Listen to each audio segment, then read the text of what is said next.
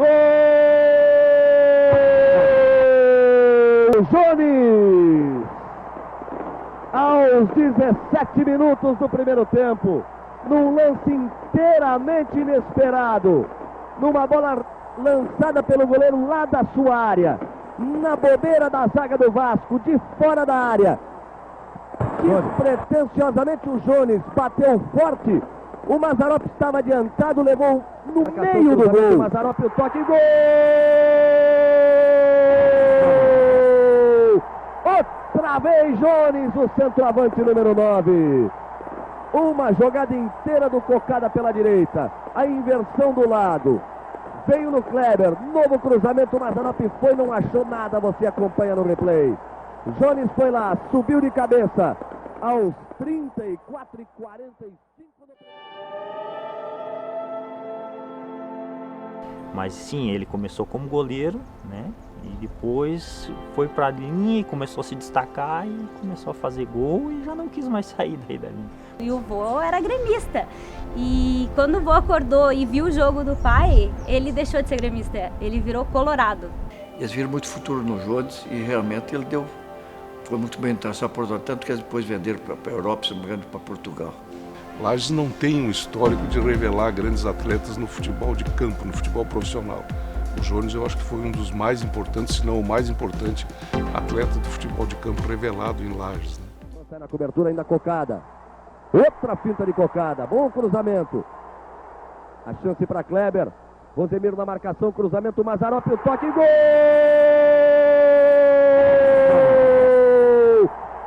Outra vez Jones, o centroavante número 9. Uma jogada inteira do Cocada pela direita. A inversão do lado. Veio no Kleber, novo cruzamento, Mazzaropi foi, não achou nada, você acompanha no replay.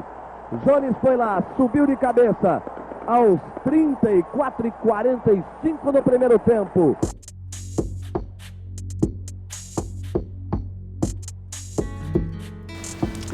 Nós já nós se conhecemos quando nós era piá ainda. Jogando futebol nos campinhos de pelada ali, próximo à igreja do navio, para baixo ali, e nos fundos da igreja do navio tinha o campinho do colégio ali, e nós sempre estávamos batendo bola juntos. Com 12, 13 anos, ele já largava o serviço onde ele trabalhava, que era com o pai dele, lá na fábrica de carrocerias. E ele começou trabalhando cedo com o pai dele também. Só que ele vivia fugindo do serviço para ir jogar bola. Era a paixão da vida dele, era jogar bola. Onde eu ia, ele ia. Onde um estava, o outro estava, a gente sempre estava junto. Ele era um ótimo goleiro. Ele tinha uma impulsão muito grande. Ele era um cara fantástico. Embaixo da trave não tinha. Mas que era muito bom goleiro. Pelo que fala o pessoal, diz que ele pegava muito bem no gol. Diz que era um gato. Ele não tinha muita altura, né? Ele até era mais baixo que eu até. Mas tinha uma impulsão muito grande. Né? E numa dessas ocasiões a gente foi fazer um jogo em Taió, tá? E nós jogávamos no Correio Lajano, um time que ele era montado no final de ano para a gente fazer uma apresentação fora da cidade, e fomos a Taió. Chegamos lá, nós só tinha 11 jogadores. E o treinador nosso do Correio Lajano era o tio Jango. E o tio Jango chegou para mim: ô Chico, o que vamos fazer? Nós com 11 jogadores e 2 goleiros. Disse assim, então faz o seguinte, coloca o Miller no gol, que ele já é goleiro, era a reserva do Jones, e coloca o Jones de centroavante. E nós aqui vamos se defendendo, vamos dar balão. E numa daquelas bolas espirradas lá, foi uma, foi duas, foi três, ele marcou 3 gols. E ele se destacou, a cidade inteira passou a ficar conhecido. E naquela época o Internacional de Lages estava bem organizado, tinha sido campeão da Copa Santa Catarina e estava revelando valores daqui da região. Ele tinha feito um bom time juvenil. E aí o Jones se destacou e chamou a atenção de todo mundo. Então ele também participou um pouquinho do futebol de salão, mas não foi intensamente, ele logo foi para o futebol de campo. Então no Hélio Moritz a gente via que ele tinha talento. Colocamos o João de centroavante. Foi o início de tudo. Aí veio, nós fizemos um contato de amador, jogou aí acho que um meio ano na base, no aspirante. Depois eu fui fazer um contato profissional. Faltavam 5, 6 jogadores, daí eu dei a ideia para o Olivar Salmória, que era o supervisor do Internacional, para colocar os guris no time principal, no time de cima. Tanto que ele conheceu a minha mãe também em 1978, que foi quando ele casou. Minha mãe estava grávida do meu irmão, o Alessandro Minosso. E ele casou com a mãe na igreja, tudo certinho. E logo em seguida, no dia seguinte, ele já tinha concentração. E daí nós fomos todos no casamento dele, e o treinador Natanael Ferreira pegou e concentrou ele depois do casamento, que nós tínhamos jogo no domingo, né? E essa aí foi marcante, que daí ele ficou bravo, né?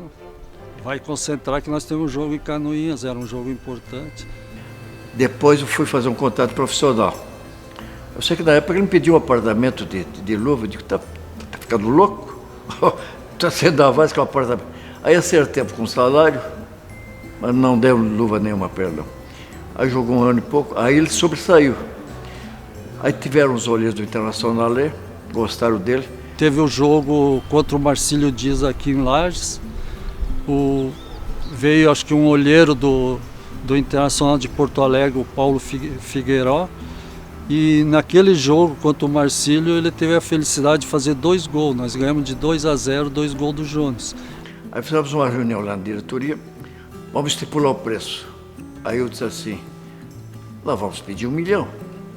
Aí eles me chamaram de louco. Tá ficando louco? Vieram num jatinho particular para comprar ele. Fizemos a reunião, a venda lá no Lages Hotel, naquela época ali. Eu disse para os companheiros lá, tá vendo? Se nós tivéssemos pedido 1 milhão, eles davam 1 milhão. Porque eles não titubaram, simplesmente vieram, trouxeram o dinheiro e ofereceram o jogador. Nós não pedimos, eles ofereceram 2 jogadores. Ele era muito jovem, acho que tinha uns 18 anos por aí. Eles viram muito futuro no Jones e realmente ele foi muito bem interessado por Porto Alegre, tanto que eles depois venderam para a Europa, se não me engano, para Portugal. Eu falava isso aí com emoção, porque se queira ou não queira, ele estava representando a nossa cidade em Porto Alegre, entendeu? Fui jogar num time sai do time do Internacional. Um time que também teve a sua história em Santa Catarina. Então era um time que era reconhecido. E ele foi para Porto Alegre já também com uma bagagem boa. Lá ele pegou um ambiente bom, pegou o Paulo César Capejani, pegou o Falcão e fez uma amizade forte lá dentro. Tem um fato bem inusitado que o meu avô, ele era gremista. E quando ele foi assistir o jogo do pai, lá em Porto Alegre, o pessoal do time, no ônibus, botou uma manta nele do Colorado. Colocou uma bandeira do Colorado e o vô era gremista. E quando o vô acordou e viu o jogo do pai, ele deixou de ser gremista, ele virou colorado. Ele era muito forte, concluía muito bem, né? Um lance que eu lembro, eu acho que foi contra o Avaí aqui, foi um lance, acho que foi o Bim que tocou para o Zé Melo para a direita e o Zé Melo cruzou. E eu lembro de um jogo do Romário na Copa do Mundo, o Jones veio, né? E aqui no meio de 2 zagueiros, em vez de ele dar aquele chute que normalmente a gente vai dar uma bomba, né? Ele simplesmente colocou a bola, o zagueiro e os goleiros, os 3 se bateram, se arrebentaram todo e a bola foi mansamente entrando no gol, né? Mostrando assim categoria, capacidade de percepção, o verdadeiro espírito do goleador, do centroavante, né? Ele era tão rápido que quando o goleiro bateu a bola aqui, ele foi lá e fez o gol. A rapidez que ele é, então ele é muito rápido, era uma das qualidades dele. E no jogo da Neve foi um jogo histórico, né? A Neve veio caindo e nós jogando. Eu joguei de lateral direito, tá? O Jones fez o gol, deu 1-1 o jogo. A hora que nós entramos em campo começou a nevar.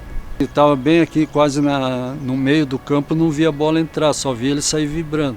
Então nós conseguimos um empate com o Avaí com o gol do Jones. A gente tinha que entrar em campo, a gente no intervalo teve que tomar café com cunhaque para esquentar, porque estava muito frio. E aí durante o jogo também você não enxergava muito a bola, por causa que estava uma neve forte. Foi artilheiro da neve, com o gol do Jones. Mas o pessoal de Florianópolis tem uma lembrança muito grande desse jogo. E todos os jogos que a gente participava, que a gente sempre estava presente nas arquibancadas, existia aquele de levantar o braço, né? Então daí vinha todo mundo, levantava e gritando, Jones, Jones! Então aquilo assim era um orgulho para uma filha, orgulho para a família. Realmente meu pai era fenomenal, eu não tenho palavras para descrever o quanto ele é importante e foi importante na minha vida. Chegamos lá em Bituba, uma conversa do Jones comigo, quando ele estava saindo, ele disse assim para mim, À noite eu vou te esperar com uma sopa de anholine lá.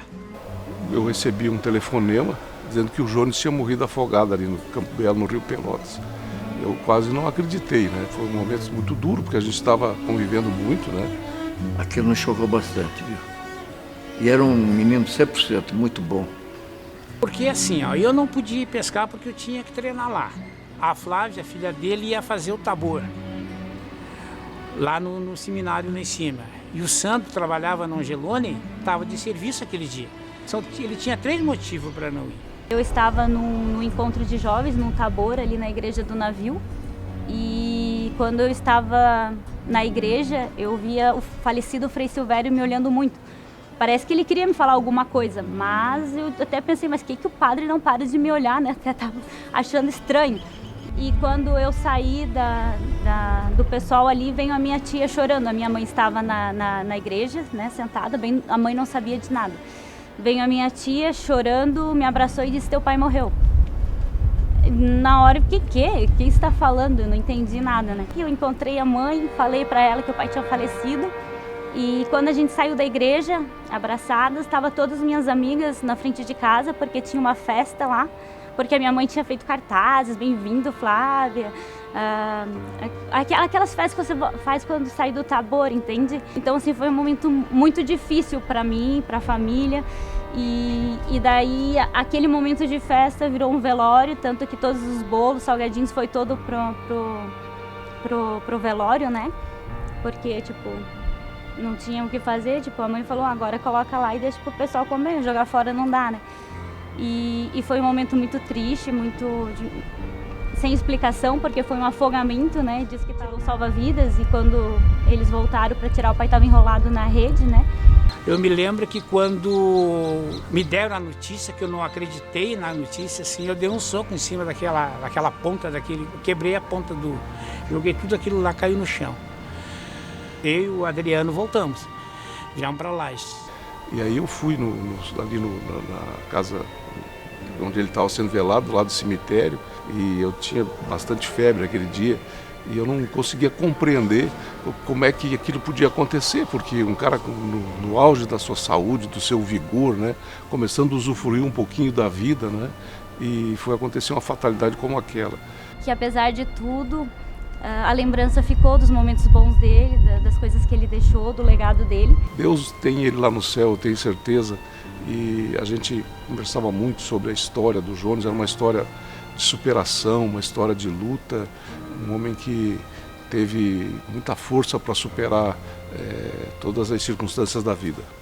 Isso aí foi um fato na festa do Pinhão, eu estava na festa do Pinhão, e daí eu estava num bar, assim, estava tomando uma cerveja, e naquilo passou o Raimundo, ele sempre com os seguidores dele e tal, chegou, me cumprimentou, me abraçou e disse para mim assim, no meu ouvido, por causa que tinha um som alto, eu tinha o som da festa e tal, ele chegou para mim e disse, ó Chico, vou fazer o maior ginásio de área coberta da América aqui em Lages.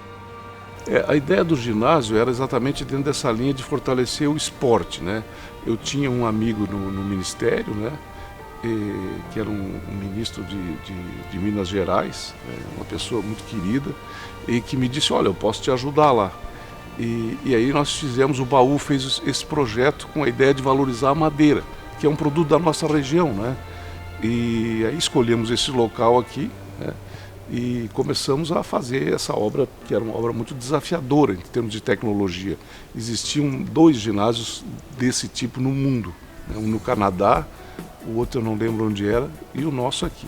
Então é uma tecnologia muito especial, porque são 80 metros de vão livre, né, sem sustentação.